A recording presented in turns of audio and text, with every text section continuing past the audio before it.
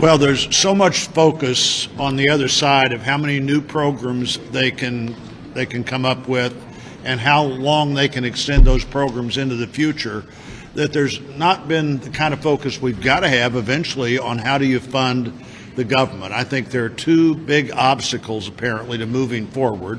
One is deciding what we're going to do to have a defense number, a spending number that meets the number one obligation of the federal government, which is defend the country. And two is not to go back and relitigate things that the Congress has decided consistently for years.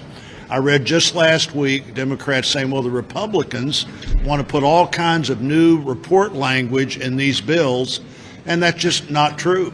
In fact, in the last 10 years, most of which we were in the majority, no new report language was put in the bills, at least not in the most controversial of those bills, which is the Labor, Health and Human Services bill. The language we have to see in that bill is the language that every single Democrat who's ever voted for an appropriations bill has voted for. The Hyde Amendment has been in the appropriations bill now for 45 years.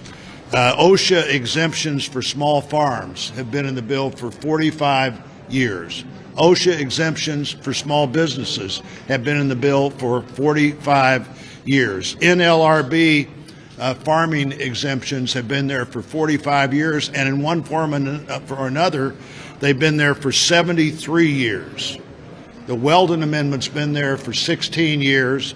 An amendment that Barbara Mikulski put in that I supported a decade ago on better ways to deal with part-time labor has been there for 10 years.